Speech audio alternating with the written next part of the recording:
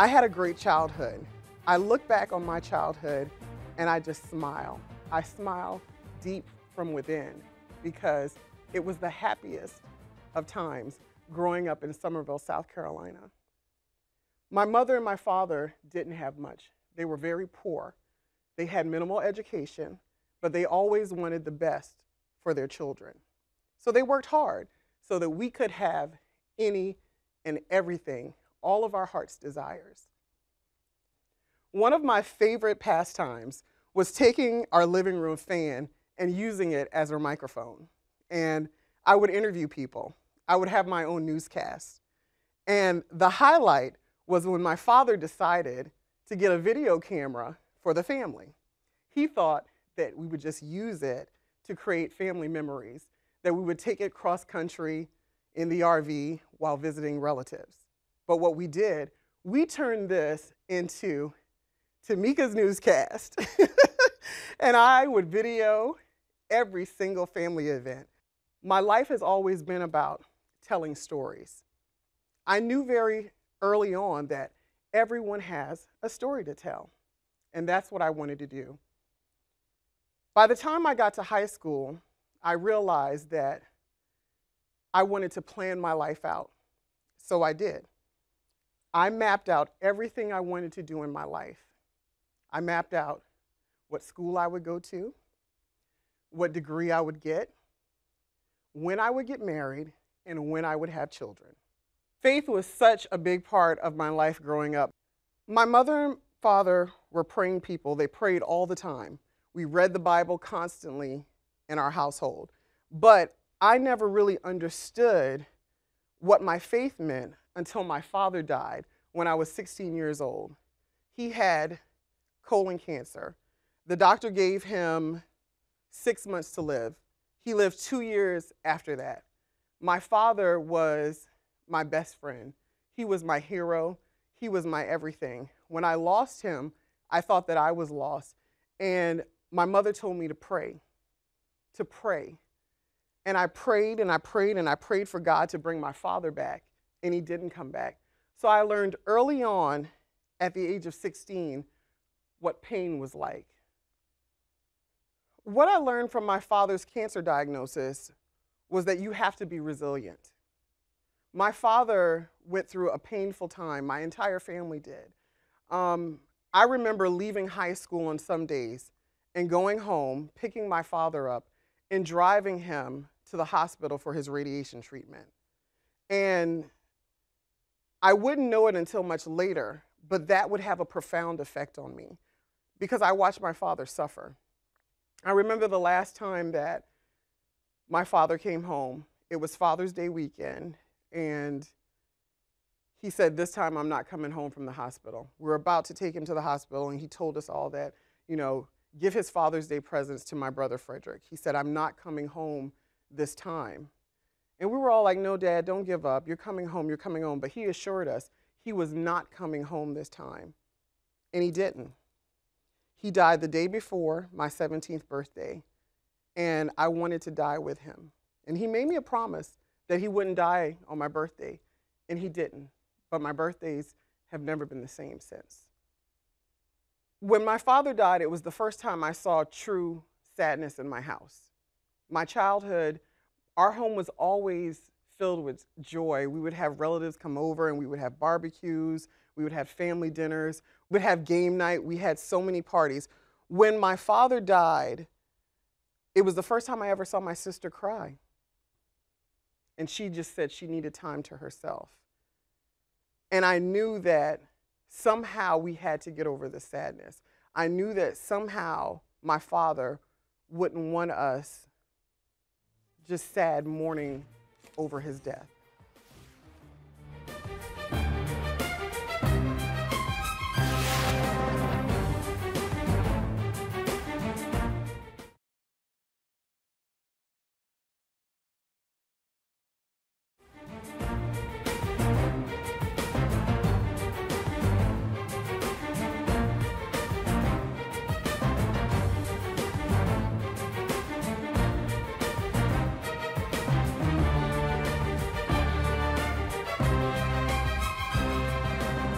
When I was 25 years old, I felt like 25 was the best time in my life.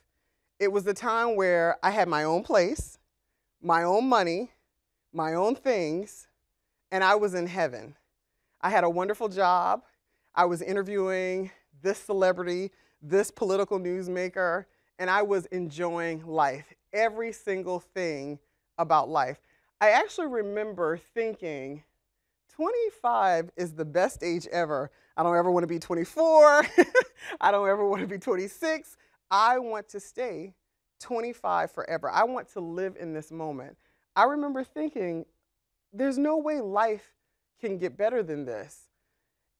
I would sometimes pull out my journal and look at this old thing that I put together in high school, how my life would work out, and how I wanted to be married at 25, how I wanted to have kids at 30. And now that I was at 25, I was thinking, there's no way I can get married. I have to focus on my career. There's so much that I have to do. So I didn't think about having kids. I didn't think about starting a family. I didn't think about a husband. All I knew was how to work, how to go after my dreams and make my family proud. And I was doing that, and life was good. The previous jobs that I had, they were freelance jobs, and I didn't have health insurance, which for a 25-year-old, it wasn't a big thing because I didn't have to go to the doctor. I mean, the reality is I never went to the doctor unless there was something wrong with me. And at the time, I felt great. But I was covering these primaries, and I had a 5-speed at the time. And I was on the beltway, and I was shifting gears, and I felt something under my right arm. I got home, I looked under my arm, and it was this big, hard, red knot. And of course, I called my country family, and I said, what can we do? And they gave me all kind of home remedies, you know, put some warm salt on a towel and hold it there and make a compress, and it'll draw all the pus out or whatever. Nothing worked. A week later, still having pain under my arm. I looked, this thing was getting bigger and redder. It actually looked like it was about to explode. So I was talking to my mom on the phone, and she said, go to the emergency room. I went to the emergency room, and this doctor asked me one simple question. When was your last physical exam?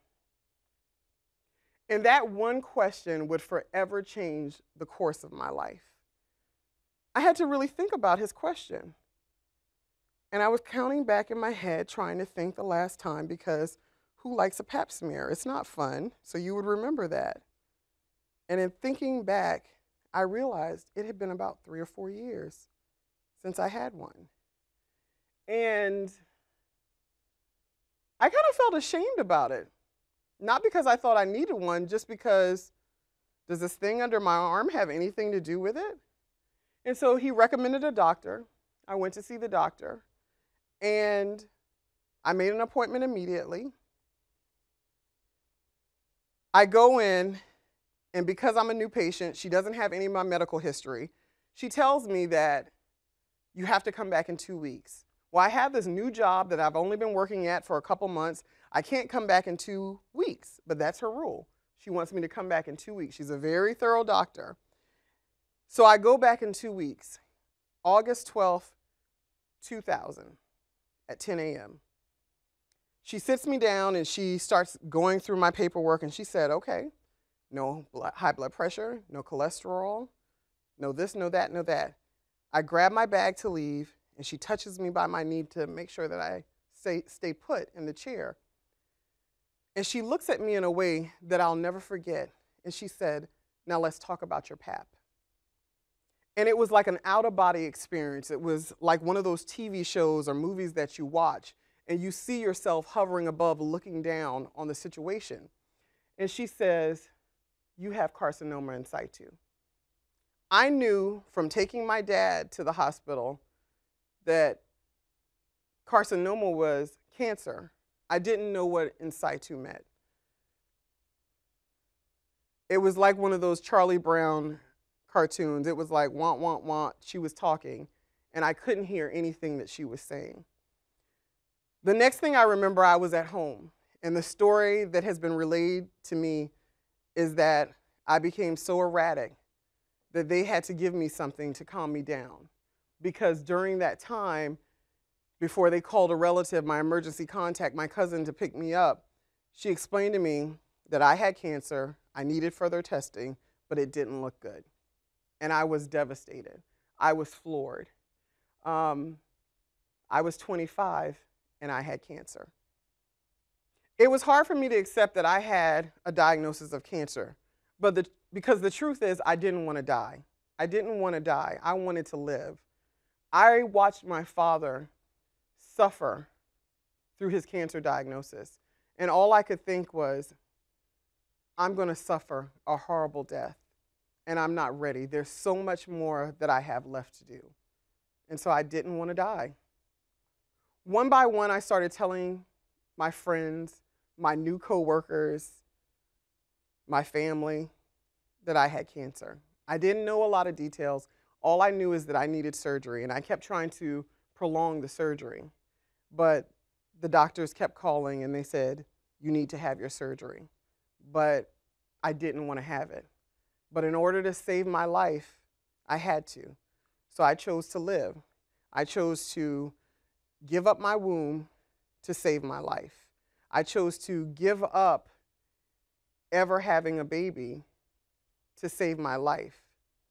On June 14th, 2000, at 7:30 in the morning, I held on to my IV pole and I walked myself into the operating room at Johns Hopkins Hospital.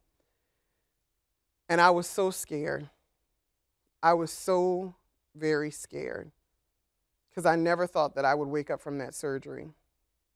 The last thing I remember is the nurse asking me if I like margaritas.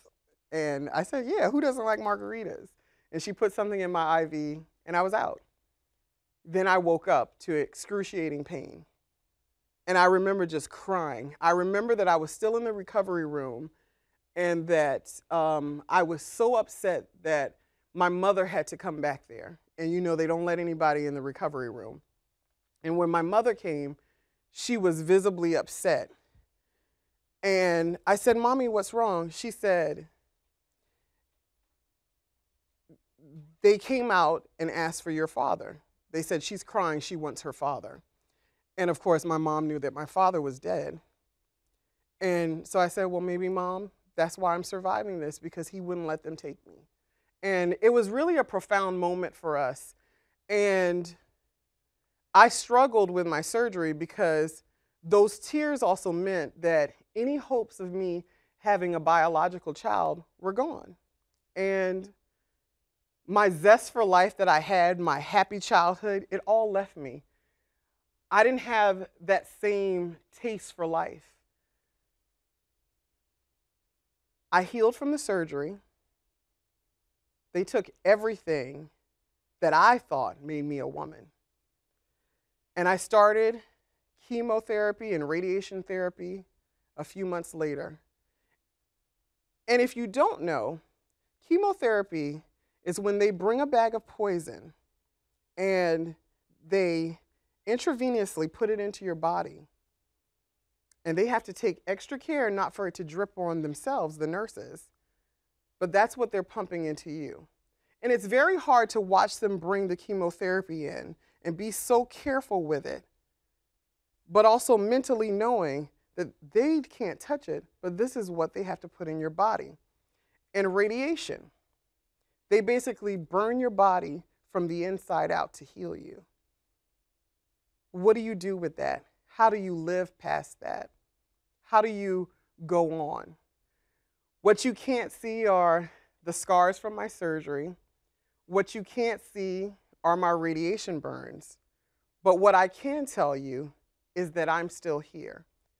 I was diagnosed with advanced stage cervical cancer. It was extensive, and in order to save my life, I had a radical hysterectomy. If I didn't go through with this radical hysterectomy, I would die because the cancer would metastasize and I wouldn't live. And it was hard for me because I didn't feel like I was sick. That was the weird thing. I didn't feel like I was sick. I felt like I knew what someone with cancer looked like, and I didn't feel like I looked like a cancer patient. I had to work part-time while I went for treatment.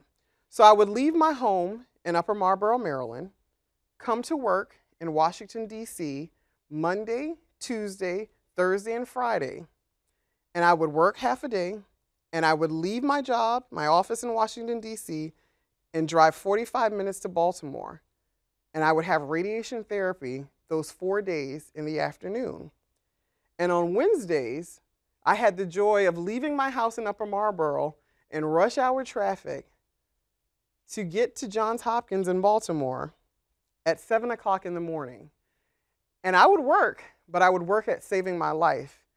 At 7:30, between 7:30 and 8, I would start prepping for chemo. They have to hydrate you because the chemotherapy is so toxic until you're hydrated enough. So you drink and they pump you full of fluids. They also give you just enough food so you won't throw up, but not enough so you won't get sick. It's a weird combination balancing thing they do. But that's what my Wednesdays were like. You know, I look back at that time where I had to work part-time. At first I was so resentful, but what working and going through treatment taught me, it taught me that I was resilient. It taught me if I could work a demanding job and make it through this treatment, that I could make it through anything.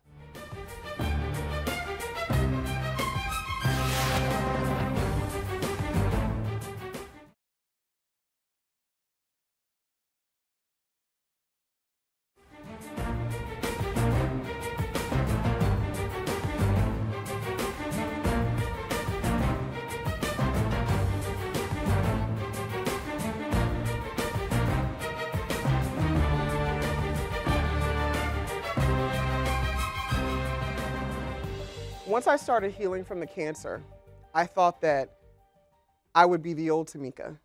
I wanted to be the old Tamika. I prayed that I could be the old Tamika. But the old Tamika, she was gone. There were little remnants of her left, but she wasn't there anymore. She was different. But I just wanted, you know, to be the Tamika I was before cancer.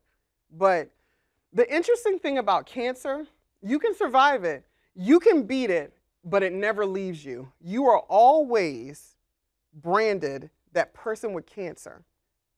Cancer never ever leaves you. So I just wanted the old Tamika to come back. But what I realized about 2 years after my cancer was that I was angry that this had happened to me. How did this happen to me? And then I got angry with myself. Because why did I miss my pap test? Why? If you had just gone and done that simple test, this wouldn't have happened to you. But I didn't. So in my anger, I started writing, and the creative process took over. And I wanted somebody to do something. So I started searching on the internet, calling to different cancer facilities, because I wanted someone to do something. I wanted someone to tell these stories. I wanted someone to tell the truth about cervical cancer. Because this is the thing that I can tell you. Having cervical cancer is hard. Having any cancer is hard. Surviving it is even harder, picking up the pieces. And no one wants to lose their life. But the life after cancer isn't everything that you want it to be, because every day you live with the fear of your cancer coming back. When you first start going to the doctor, you go every day. Then you graduate to once a week. Then you graduate to once a month. Then you graduate to every 3 months. Then it's every 6 months. Then you graduate to once a year. But it's not there that you stop thinking about cancer, because then you have to wait for that magic number of 5 years being in remission. And I remember I made it to my 5-year cancer anniversary, and I thought, maybe I'll live. But then I started looking up statistics for cervical cancer survivors, and it was 8 years. So what no one around me knew is that for 2 years, I had this fear that my cancer was always coming back. The girl who didn't go to the doctor started going to the doctor for everything.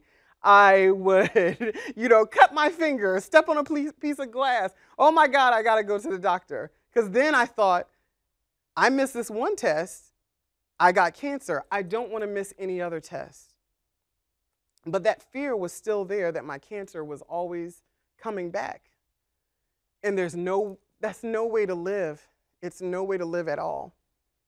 So in 2003, I was invited to this young adult cancer survivors meeting in Austin, Texas.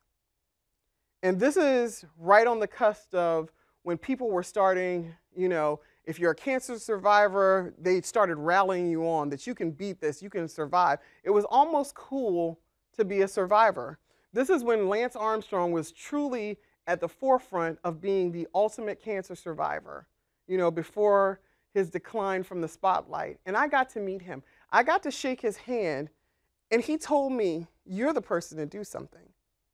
He told me that. And I thought, okay, in my career I can do something, in my family I can do something, with my friends I can do something, but how am I the person to do that? And at that moment, I became a survivor, a true survivor, in September at that little meeting of young adult survivors in Austin, Texas. And I said from that moment on going forward, I would tell every single person that I could my story. So that meant going to the grocery store, if the line was long, tapping the lady in front of me, "Have you had your pap test?" And of course the lady's looking at me crazy. And then I start telling her my story. And all I cared about was, that's one life that I've saved. If it's one person that doesn't have to go through what I went through, then it's all worth it. So I started an organization for survivors, and I started teaching them how to tell their stories. I used what I knew how to do. I'm a television producer. I know how to bring out people's stories. So I started teaching these survivors to be advocates. And we held our first cervical cancer day on Capitol Hill.